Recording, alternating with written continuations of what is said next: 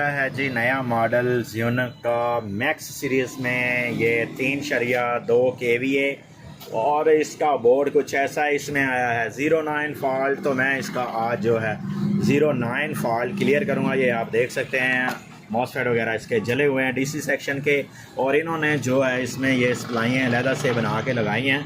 जो सेट जब बंद पड़ा होगा आप वावड़ा देंगे तो ये वहाँ से स्टार्ट होगा। ये कुछ यहाँ पे सप्लाई लगी होती है, मैं आपको फ़िट करके दिखाता हूँ और मैं इसको जो है 09 फॉल्ट निकाल के आपको फ़िट करके इंशाल्लाह ऑन करके चेक दोस्तों मैंने इसको ओके करके फ़िट कर दिया। ये देखें ये सप्लाई यहाँ पे लगी होती है, ये सोलर से और वावड़ा से इसको ऑन करवाती है। अगर ये ऑफ सेट पड़ा हो तो ये लें दोस्तों, इसका जो है 09 फॉल्ट मैंने दूर कर दिया। ये ज़्यूनिक का 3.2 किलोवाट का सोलर इन्वर्टर था, 3.2 kVA लिखा हुआ दोस्तों इसके ऊपर, और ये मैक्स सीरीज़ का है। तो दोस्तों ऐसे अच्छी वीडियो देखने के लिए हमारे चैनल का विजिट करें।